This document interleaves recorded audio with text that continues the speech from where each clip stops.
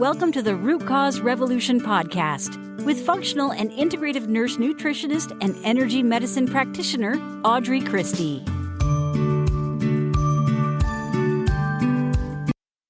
Hi, friends. Welcome to episode 260 of the Root Cause Revolution podcast. Today's episode is an Ask Audrey episode. So if you have questions, you can find the link right here in the show information, the show notes below, on where you can submit a question for our show. Today, we have two questions to answer. One is on the possibility of healing thyroid disease or if essential oils can kickstart the thyroid. And the second one is on the possibility of preventing dementia and Parkinson's, even though it runs in your family. Welcome. This is your first time listening. I'm Audrey, and I am a clinician that specializes in helping you to stop masking those symptoms and start healing for good. I work with people who have tried it all and still aren't at the level of health and wellness that they desire and, more importantly, deserve. So we tend to work together using a non-traditional approach. It includes functional and integrative nutrition, functional wellness, naturopathy, and energy medicine. I specialize in helping you to start your own root cause revolution to rebalance your body so it can heal for good. So if you're done with Band-Aids and ready for real healing solutions, you're in the right place. All right. Our first question today is, hi, Audrey. I follow your Facebook page and I was diagnosed with low thyroid about 10 years ago. I was prescribed 50 micrograms of levothyroxine per day. At first, it sort of worked and then nothing. So I'd like to know if I could find a way to use my essential oils to kickstart my thyroid. What would you recommend? All right. So that is a really great question. And it has it's a complex answer, if you will. So there's a few things with thyroid. First, the very first thing you want to do is ditch all the chemicals and switch from chemical-laden products to chemical-free. This is one of the biggest root causes in thyroid issues, are those hormone-disrupting toxins that we are exposed to every single day. So it's really, really important to get to know the ingredients on anything that you're using in your house. Your laundry soap, your hand soap, your dishwashing detergent, your shampoos and conditioners, your hair products, your makeup, your skin products. Those are critical.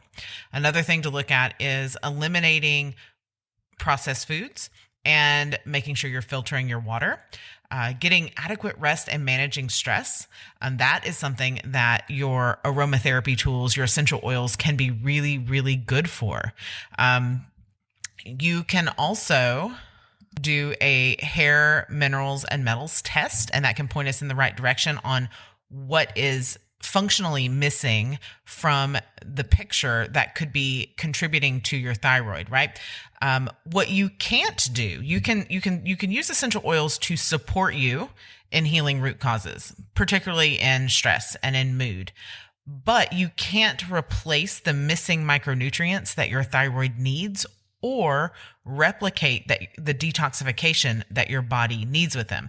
So a lot of times, essential oils are a beautiful tool. I love essential oils. The very first thing I did after becoming a registered nurse, once I realized that the model and paradigm of conventional medicine was not working for me, and particularly in this instance, it had failed my daughter as well.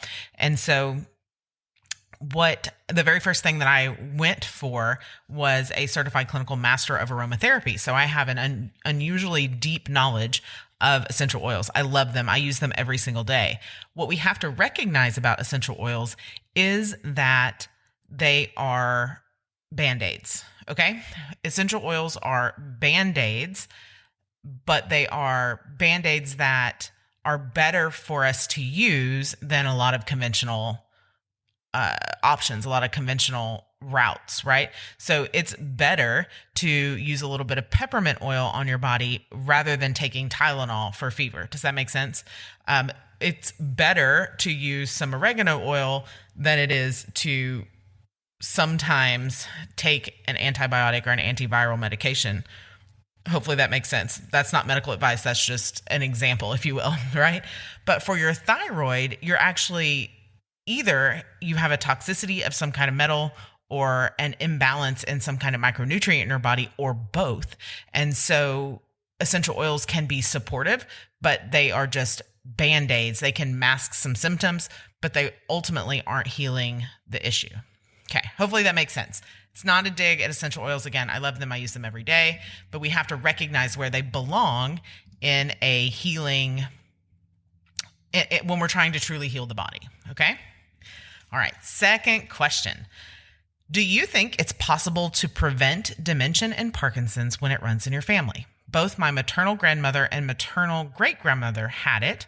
My mom has a lot of health issues, and I don't know if brain fog is what's going on with those health issues or if she's having signs of dementia on top of those issues. I worry about myself, my kids, and my husband, what we may have to deal with as I get older myself.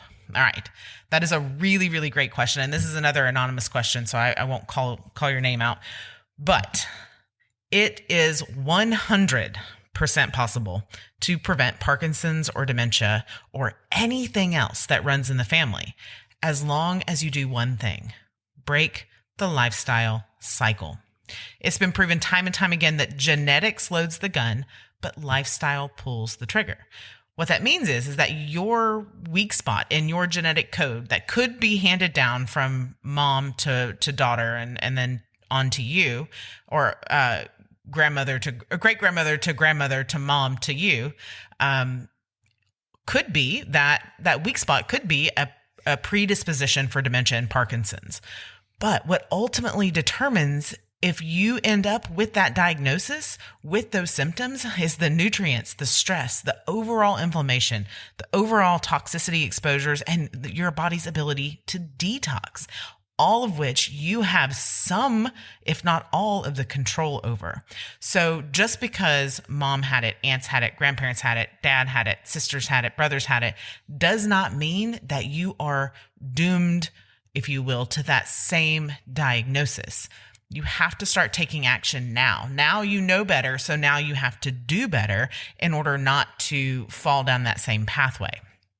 And that includes what you eat, how you deal with stress, how you sleep, what you're doing to limit or reduce your inflammation, what you're doing to limit or reduce your toxicity exposures, and then making sure that your body has the ability to detox and your mitochondria, those little energy powerhouses in your cells, are working well.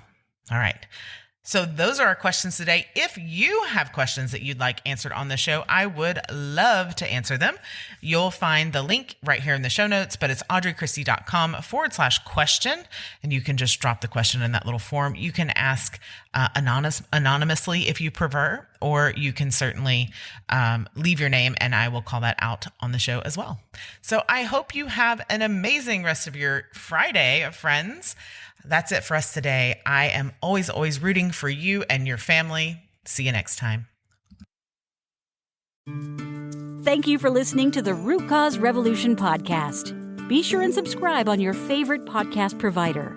Ratings and reviews are always appreciated.